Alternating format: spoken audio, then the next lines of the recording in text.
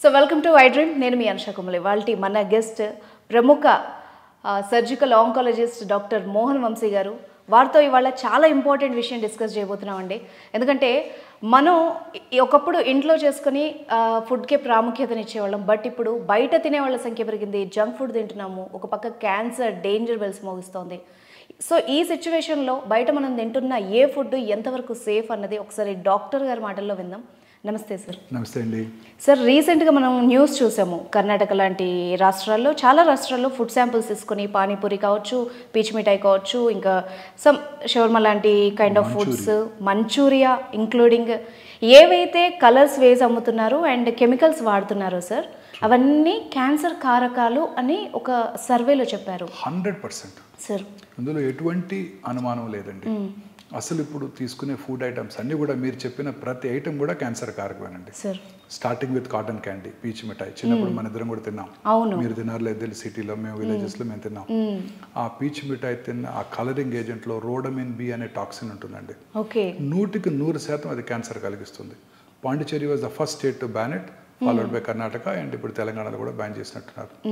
అన్ని రకాల colouring agents కూడా క్యాన్సర్ కారకాలండి. దేంట్లో అయినా వాడండి. అన్ని రకాల చైనీస్ డిషెస్లో వాడే ఈ మంచూరియా, ఆ చిల్లీ చికెన్, ఆ కలర్ఫుల్ చికెన్స్ ఉంటుంటాయి బయట రోడ్డు మీద పెట్టి చూపిస్తుంటారు, అన్నీ కూడా క్యాన్సర్ కారకాలండి. 100% వీటన్నిటిని కూడా మనం పూర్తిగా బ్యాన్ చేయాలండి. మీరు చూసారు మన మధ్య మన దేశంలో తయారయ్యే మసాలాలని సింగపూర్లో కూడా బ్యాన్ చేశారు. కారణం ఏంటంటే అందులో దాన్ని ప్రాసెస్ చేసేటప్పుడు అందులో వాడే కెమికల్స్ క్యాన్సర్ కారకాలు. అలాగే అదంతా ఎందుకండి, మనం రోజు తినే మైదా లేకుండా మీరు ఏమైనా తింటారా? మీ పిల్లలు మీరు ఏమైనా తింటారా? మీరు తినే ప్రతి స్వీట్, ప్రతి రుమాలి రోటీ, ప్రతి మైదానే ఉంటుంది. అన్నిట్లో మైదా ఉంటుంది. మీరు తినే malpuri, gulab jamun, any sweet you name it, jalebi, anything, any Indian sweet is made with this white powder, refined powder, maida. ఆ మైదాని వైటనింగ్ చేసేటప్పుడు అనేక రకాలైన కెమికల్స్ వాడటం జరుగుతుంది. దానివల్ల అది ఖచ్చితంగా క్యాన్సర్ కారకం. మైదా ఇది క్యాన్సర్ కారకం. మైదా రోటీస్, మైదా స్వీట్స్, ఎవ్రీథింగ్. మీరు తినే కేక్స్, వాటిలో ఉండే సాచురేటెడ్ ఫ్యాట్స్ ఒబేసిటీ కలిగిస్తాయి, అన్ని రకాల క్యాన్సర్ని కలిగిస్తాయి. సో ప్రతి ఐటమ్ అండి, మనం తీసుకునే ప్రతి ఐటెంలో కూడా మన పిల్లలు తినే ప్రతి పొటాటో చిప్స్ దగ్గర నుంచి అన్ని రకాల ఐటమ్స్లో కూడా ఈ రీయూజ్డ్ ఆయిల్స్ వాడటం, ఈ కెమికల్స్ వాడటం, ఈ మైదా వాడటం. మైదా లేని ఐటమ్ లేదండి. చీపెస్ట్ ఫుడ్ ఐటమ్ మైదా. సో మీరు ఏ హోటల్కి వెళ్ళినా మైదాతోనే రోటీ చేసి పెడతారు. వీట్ రోటీతోనో లేకపోతే బాజిరా పౌడర్తోనో రోటీ చేయరు, మైదాతోనే చేస్తారు. టేస్టీగా కూడా ఉంటాయి. మైదాతో చేస్తే చోలే భటూరా, చాలా మంది నాకు సుందర్ పిచాయ్ కూడా చెప్తున్నారు ఆయన favourite food item chole bhatura. ఆ భటూరాలో ఉండేది ఏముందండి? మైదానే, అన్ని మైదానే. ఇవన్నీ కూడా క్యాన్సర్ కారకాలండి. రోజు మీరు చూస్తుంటారు మిర్చి బజ్జీలు చాలా బాగుంటాయి, హ్యాపీగా తింటారు. పకోడీలు, పునుగులు తింటుంటారా పిల్లలు? మీరు ఏముందండి ఎలా చేస్తారు? పొద్దున్నే అక్కడ బాండీ పెడతాడు, ఆ బాండీలో ఆయిల్ పోస్తాడు. అది ఏ రకమైన ఆయిల్ కూడా మనకు తెలియదు. దాన్నే రోజంతా వాడుతూనే ఉంటారు. వాటిలో వచ్చే కెమికల్స్ రీయూజ్డ్ ఆయిల్స్, వీటిలో వచ్చే కెమికల్స్. ఆ జిలేబీ దాంట్లోనే వేస్తారు, గులాబ్ జామున్ కూడా దాంట్లోనే చేస్తారేమో. సో ఇవన్నీ కూడాను అత్యంత పాయిజనస్ సబ్స్టెన్సెస్. ఈ హై టెంపరేచర్ హీట్లో చేసే ఈ బిస్కెట్స్ అన్నీ కూడా మైదాతోనే తయారు చేస్తారు. అవన్నీ కూడా పాయిజనస్ సబ్స్టెన్సెస్. మైదాతో చేసే ప్రతి ఐటెంని కూడా మనం పూర్తిగా బ్యాన్ చేసేయగలగాలండి. ఇండియాలో అదే మోస్ట్ పాపులర్. అలాగే నెయ్యికి సబ్స్టిట్యూట్గా వాడే డాల్డా, వనస్పతి, అన్నీ కూడా క్యాన్సర్ కారకాలే. అన్నీ కూడా క్యాన్సర్ కారకాలే. అన్ని రకాల పదార్థాలు మనం బయట తీసుకునే ప్రతి ఫుడ్ ఐటమ్ చాలా విగరస్గా చేస్తున్నారు ఫుడ్ సేఫ్టీ ఆఫీసర్స్ రైట్స్. ప్రతి టౌన్లోను, ప్రతి తెలంగాణలో, ప్రతి విలేజ్లోను, ప్రతి మన హైదరాబాద్ సిటీలో అయితే ప్రతి ఏరియాలో కూడా రైట్ చేశారు. అన్ని చోట్ల కూడా ఇదే కనుక్కున్నారు. ఫేమస్ కఫేస్లో కూడా రీసెంట్ గా రైట్స్ అనే చేసి ఫేమస్ వెల్ నోన్ రెస్టారెంట్స్ అన్ని బ్యాన్ చేశారు. అన్నిట్లోనూ వాళ్ళు చూశారు ఏది ప్రాపర్ గా ప్రిజర్వ్ చేయబట్టలేదు. నిల్వ చేయబడిన non vegetarian items next day microwave లో హీట్ చేసి మనకు పెడుతున్నారు.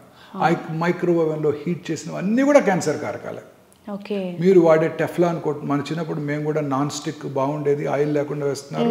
ఆయిల్ లేకుండా దోశ తింటున్నాము, మనకు ఆయిల్ తగ్గిపోతుంది. నాన్ స్టిక్, ఆ టెఫ్లాన్ కోటింగ్ నుంచే కెమికల్ సబ్స్టెన్సెస్ దోశలోకి వెళ్ళి మన పొట్టలోకి వెళ్ళి అనేక రకాలైన క్యాన్సర్కు దారితీస్తున్నాయి. ఆ టెఫ్లాన్ కోటింగ్లో వేసే దోశలో వేసేటప్పుడు వచ్చే ఫ్యూమ్స్ మన తల్లిగారికి కూడా హాని కలిగించాయి. సో ఇవన్నీ కూడా నాన్ స్టిక్ ప్యాన్స్ అన్నీ కూడా మైక్రోవేవ్ను, ఆ ప్లాస్టిక్లో ఫుడ్ క్యారీ చేయటం, ప్లాస్టిక్ వాటర్ బాటిల్స్లో మైక్రో ప్లాస్టిక్స్ ఉంటే నిన్ననే ఒక స్టడీ బయటకు వచ్చేసింది. ప్లాస్టిక్ వాడి ఆ ప్లాస్టిక్ దాంట్లో స్టోర్ చేసే వాటర్లో కానివ్వండి, మెడిసిన్స్లో కానివ్వండి, ఇతరత్ర ఫుడ్ ఐటమ్స్ కానివ్వండి, ఏం స్టోర్ చేసినా ఆ మైక్రో ప్లాస్టిక్స్ వాటిల్లో ఉంటేనే నిన్ననే ఒక స్టడీ చెప్పారు. సో ఈ రకరకాలుగా plastic usage, reused oils, colours, మీరు ప్రతి బయట మీరు స్విగ్గీలోనో జొమాటోలో ఏ ఫుడ్ ఆర్డర్ చేసినా అవన్నీ కూడా వాళ్ళు మైక్రోవేవ్లో వేడి చేస్తారు, ప్లాస్టిక్ కంటైనర్లోనే మనకు పంపించడం జరుగుతుంది. ఆ హీటెడ్ ఫుడ్ ప్లాస్టిక్ కంటైనర్లోకి వస్తాయి, ఆ మైక్రో ప్లాస్టిక్స్ ఫుడ్ ఐటెంలోకి వస్తాయి, వాటిని మన పిల్లలకి ఇంజెస్ట్ చేస్తున్నారు. వాళ్ళందరికీ కూడా క్యాన్సర్ వచ్చే అవకాశాలు పెరిగిపోతున్నాయి. క్యాన్సర్ ఇన్సిడెన్స్ ర్యాపిడ్గా పెరగడానికి ఇదే కారణం. ఓకే, 2002లో నేను బసవతారకం క్యాన్సర్ హాస్పిటల్ డైరెక్ట్గా జాయిన్ అయినప్పుడు ఒక్క ప్రైవేట్ క్యాన్సర్ హాస్పిటల్, 45 మంది క్యాన్సర్ హాస్పిటల్స్ ఉండేవారు, క్యాన్సర్ పేషెంట్స్ ఉండేవారు. ఇవాళ 20 ఏళ్ల తర్వాత 45 క్యాన్సర్ హాస్పిటల్స్ ఉన్నాయి 2 తెలుగు రాష్ట్రాల్లో, ఒక్క చోట కూడా బెడ్ ఖాళీ లేదు. లక్షల్లో పెరిగిపోతున్నారు క్యాన్సర్ ఇన్సిడెంట్స్. దీనికి కారణం ఈ food life style changes, food items. ఇవే కాకుండా మనం వాడే ఫెర్టిలైజర్స్, ఈ ఫుడ్ తయారు చేయడానికి మనం వాడే పెస్టిసైడ్స్, ఆ ఫుడ్ని మ్యాంగోస్ని, ఫ్రూట్స్ని కలరింగ్ ఏజెంట్స్ చేసి వాటిని రైప్గా చూపించడం, ఈవెన్ సపోటాలు కూడా చేస్తున్నారంట. సో ఇవన్నీ కూడా క్యాన్సర్ కారకాలు. సరే, ఇప్పుడు మీరు చెప్తున్న ప్రకారము ఎప్పుడైతే మనం బయట తినడం స్టార్ట్ చేసామో అప్పటి నుంచే క్యాన్సర్ కూడా పెరుగుతోందని అనిపిస్తుంది. ఉంది, స్విగ్గీ స్టార్ట్ అయిన రోజు నుంచి క్యాన్సర్ ఇన్సిడెన్స్ పెరిగిపోతుంది. చాలా కరెక్ట్ గా గత 10 ఏళ్ళు అయింది స్టార్ట్ అయ్యి, ఈ 10 ఏళ్లలోనే పెరిగిపోయింది. 2010లో బ్రెస్ట్ క్యాన్సర్ ఇన్సిడెన్స్ సంవత్సరానికి 80,000 న్యూ కేసెస్. ఇవాళ 2,24,000 new cases. Gastro intestinal tract cancers 2,40,000 భారతదేశంలో. ఇది ఐసీఎంఆర్ వారి అంచనా. మా డాక్టర్స్ అలాగే సైంటిస్టులు అంచనా ఏంటంటే దీనికి 3 రెట్లు ఎక్కువ ఉంటుంది భారతదేశంలో క్యాన్సర్ ఇన్సిడెన్స్. మన పాపులేషనే ఉంది చైనాలో కూడా, 145 మంది, 144 వాళ్ళది. అక్కడేమో 48 లక్షలు new cancer patients per annum, ఇక్కడేమో 16 లక్షలు. ఎట్లా నమ్ముతాం? నమ్మలేం. మనలో కూడా అంతే ఉంటుంది, ఇంకా అంతకన్నా ఎక్కువ ఉంటుంది. Chinese eat very healthy food, వాళ్ళు తినే ఫుడ్ వెరీ హెల్దీ ఫుడ్. వాళ్ళు గ్రీన్ టీ ఎక్కువ తాగుతారు, వాళ్ళు ఫ్రూట్స్ అవి ఎక్కువ తీసుకుంటారు. అఫ్ కోర్స్ వాళ్ళు నాన్ వెజ్ కూడా ఎక్కువ తింటారు, అది వేరే విషయం. అంటే వాళ్ళ ఫుడ్ లో అడల్టరేషన్ చాలా తక్కువ కదా సార్ బయట దేశాలతో పోలిస్తే? స్ట్రింజెంట్ రూల్స్, అడల్టరేషన్ తక్కువ ఉంటుంది వాళ్ళకు, చాలా తక్కువ. వాళ్ళకన్నా మన క్యాన్సర్ ఇన్సిడెన్స్ ఎక్కువగా ఉంటుంది. సేమ్ పాపులేషన్ మనది కూడా. అవును. సో డెఫినెట్లీ క్యాన్సర్ ర్యాపిడ్గా పెరగడానికి ముఖ్య కారణం మనం కన్జ్యూమ్ చేసే ఫుడ్, రకరకాల ఫుడ్ ఐటమ్స్, ముఖ్యంగా అవుట్ సైడ్ తినే ఫుడ్. సో అలాగే రకరకాల ఫుడ్ ఐటమ్స్. మన ఇండియన్ ఇది స్వీట్స్ అన్ని కూడా వైట్ మైదాతో తయారు చేస్తారు. తర్వాత వైట్ రైస్, ఈ వైట్ రైస్ వల్ల కూడా కార్బోహైడ్రేట్ కంటెంట్ ఎక్కువ అవుతుంటుంది. ఆ రైస్లో ఉండే మోస్ట్ ఇంపార్టెంట్ న్యూట్రియంట్స్ అన్ని కూడా తీసివేయబడుతున్నాయి. సో అది తప్పనిసరిగా దంపుడు బియ్యము, హ్యాండ్ పౌండ్ రైస్ కానివ్వండి, బ్రౌన్ రైస్ కానివ్వండి, ఇవి పార్బాయిల్డ్ రైస్ కానివ్వండి తీసుకున్నట్టయితే డెఫినెట్గా ఈ ఒబేసిటీ వచ్చే అవకాశాలు తగ్గిపోతాయి. సో వైట్ రైస్, వైట్ మైదా, వైట్ షుగర్, షుగర్ కన్సంప్షన్ కూడా తగ్గించాలి.